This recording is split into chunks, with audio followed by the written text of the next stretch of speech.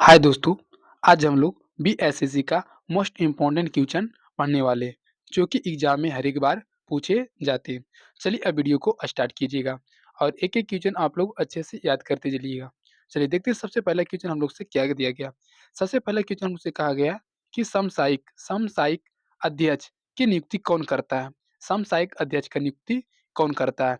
तो इस क्वेश्चन का जो सही आंसर हो जाएगा हम लोग का सी हो जाएगा। राष्ट्रपति और राज्यपाल करता है। कौन करते हैं? राष्ट्रपति और राज्यपाल। सामयिक अध्यक्ष का नियुक्ति कौन करता है? राष्ट्रपति और राज्यपाल करते हैं, ठीक है? चलिए अब हम दूसरा नंबर नंबर क्वेश्चन पढ़ते हैं। ये सेकंड नंबर क्वेश्चन हम लोग से क्या कहा जा रहा है, देखिएगा। सेकंड नंबर क्वेश्चन में कहा गया है कि वीओ चिदम्बरम कौन? वीओ चिदम्बरम पिल्लाई को दी गई उपाधि, कौन-सा उपाधि? यानी कि चेकी लुथ्रा चेम्बल का अर्थ क्या होता है? तो इस क्वेश्चन का जो सही आंसर हो जाएगा हम लोग का बी हो जाएगा। कौन-सा हो जाएगा? बी। यानी कि एक महान व्यक्ति जिन्हें जेल में यानी कि कोल्हू में क्या जूतना पड़ा, ठीक है? चलिए, अब हम लोग नेक्स्ट क्वेश्चन पढ़ते हैं, तीसरा नंबर क्वेश्चन। ये तीसरा नंबर क्वेश्चन में हम लोग से क्या कहा गया देखिएगा। इसमें कहा गया है कि गणराज्य 2011 के अनुसार राज्य की कुल आबादी का कितना प्रतिशत हिस्सा शहरी क्षेत्रों में रहता है, ठीक है? फिर से क्वेश्चन देखते हैं क्या कहा जा रहा है कि जनगणना 2011 के अनुसार राज्य की कुल आबादी का कितना प्रतिशत हिस्सा शहरी क्षेत्रों में रहता है? तो इस क्वेश्चन का जो सही आंसर हो जाएगा हम लोग का ए हो जाएगा। यानी कि 11.29%, ठीक है? शहरी क्षेत्रों में क्या करते हैं? रहते हैं। चलिए अब हम लोग चौथा नंबर क्वेश्चन पढ़ते हैं। चौथा नंबर क्वेश्चन हम लोग से क्या कहा जा रहा है? चौथा नंबर में क्वेश्चन में कहा जा रहा है कि इलेक्टोरल इलेक्टोरल यानी कि बॉन्ड्स की घोषणा किस वित्त मंत्री ने और किस बजट में की थी? ठीक है? इलेक्टोरल बॉन्ड्स की घोषणा किस वित्त मंत्री ने और किस बजट में की थी? तो इस क्वेश्चन का जो सही आंसर हो जाएगा हम लोग का बी हो जाएगा। कौन-सा हो जाएगा? बी, अरुण जेटली हो जाएगा। कौन-सा हो जाएगा? अरुण जेटली। ठीक है, कब? यानी कि 2017 और 18 में। चलिए अब हम लोग नेक्स्ट क्वेश्चन पढ़ते हैं। 5 नंबर। 5 नंबर क्वेश्चन में हमसे क्या कहा जा रहा है?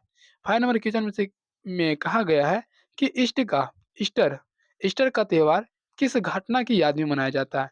ईस्टर का त्योहार किस घटना की याद में मनाया जाता है? तो ईस्टर के त्योहार जो है यानी कि इसका सही आंसर हो जाएगा हम लोग का डी, यानी कि यीशु का पुनर्जीवन कब मनाया जाता है, ठीक है? इस याद में मनाया जाता है। यीशु का यानी कि पुनर्जीवन का याद में मनाया जाता है। ईस्टर के त्योहार किस घटना की याद में मनाया जाता है? तो यीशु का जीवन के में मनाया जाता है। चलिए हम 6 नंबर क्वेश्चन पढ़ते हैं। छठा नंबर क्वेश्चन हम लोग से क्या कहा गया? इसमें कहा गया यानी कि एंटीसेप्टिक उत्पाद डेटॉल में सक्रिय घटक क्या है? एंटीसेप्टिक उत्पाद डेटॉल में सक्रिय घटना क्या है? तो छठा नंबर क्वेश्चन का सही आंसर हो जाएगा हम लोग का सी हो जाएगा। यानी अ, क्लोरोक्सिनिलॉल, ठीक है? क्लोरोक्सिनोल हो जाएगा इस क्वेश्चन का सही आंसर। चलिए अब हम लोग पढ़ते हैं 7 नंबर क्वेश्चन। 7वां नंबर क्वेश्चन हम लोग से क्या कहा गया है देखिएगा। 7 नंबर क्वेश्चन हम लोग से कहा गया है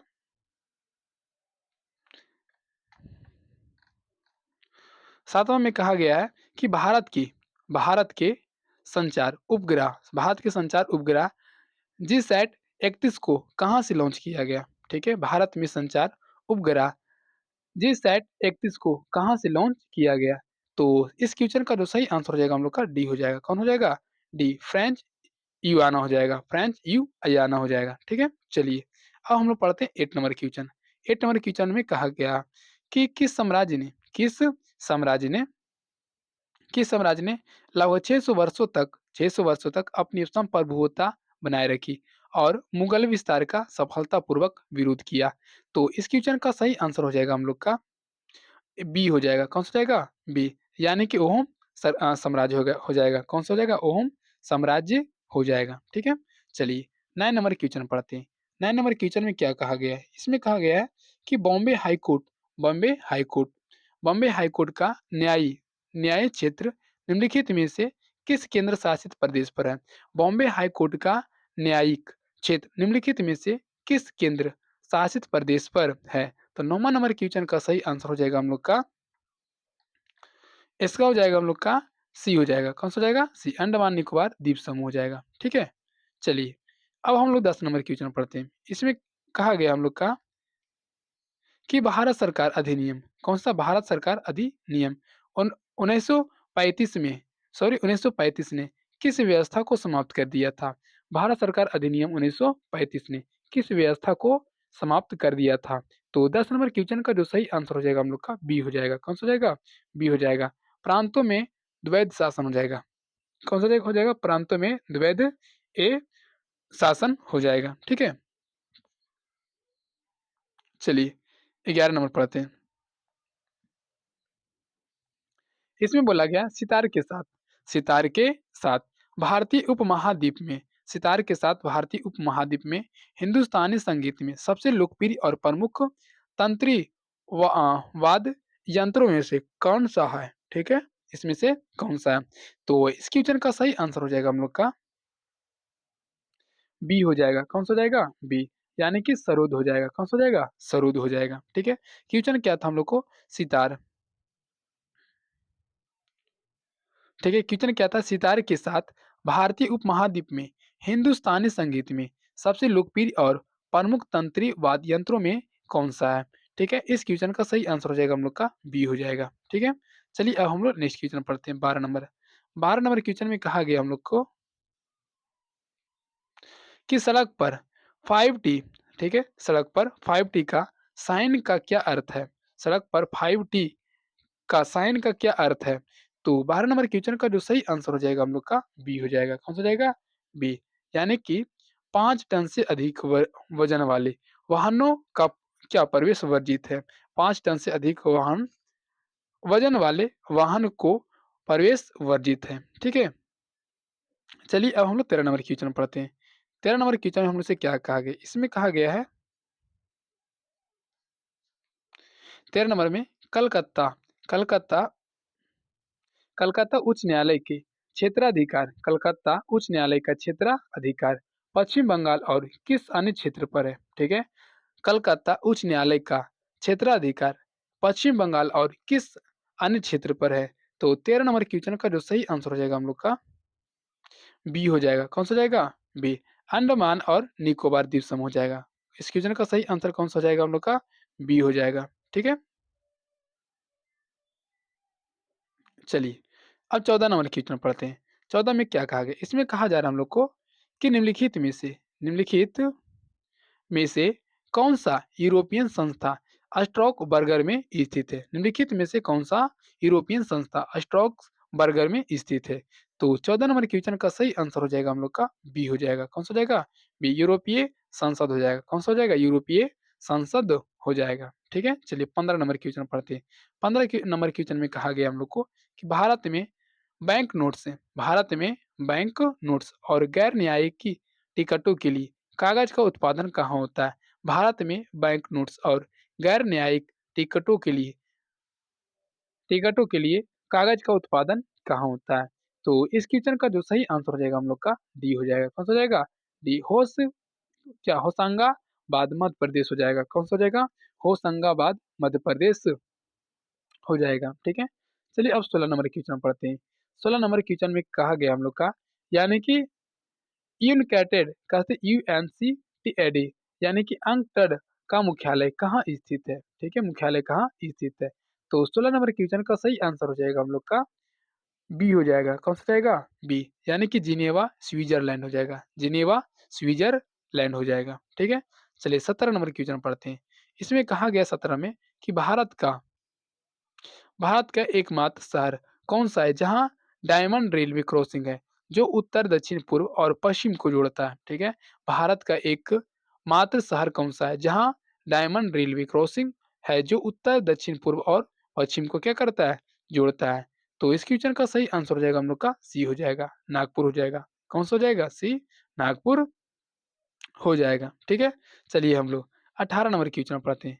18 नंबर क्वेश्चन हम लोग से क्या कहा गया? इसमें कहा गया हम लोग को कि क्या स्पेनिश संसद का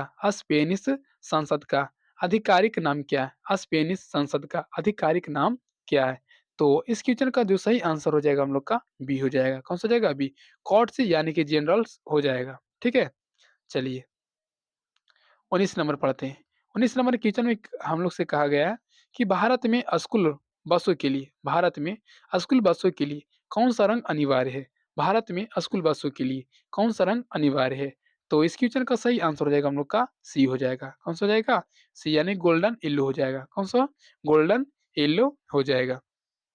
चलिए 20 नंबर क्वेश्चन में हमसे कहा गया है कि वरंगल किले का निर्माण वरंगल किले का निर्माण किस राजवंश के शासकों द्वारा किया गया था? वरंगल किले का निर्माण किस राजवंश के शासकों के द्वारा ये किया गया था?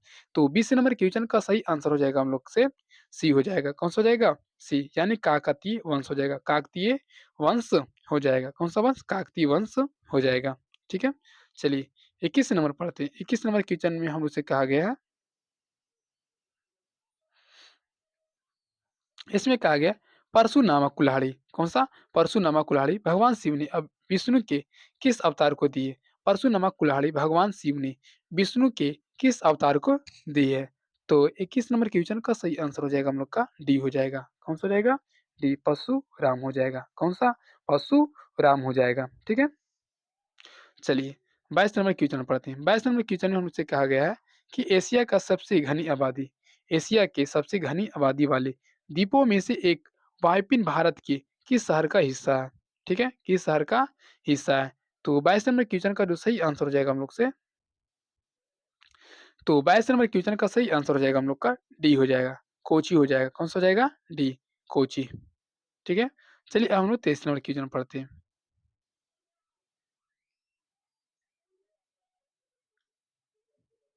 देखिएगा, 23 नंबर क्वेश्चन में हमसे क्या कहा गया है? इसमें कहा गया है मेक्सिको के किसके? मेक्सिको को युकाटन प्रायद्वीपीय में मुख्य रूप से कौन-सी स्वदेशी भाषा बोली जाती है?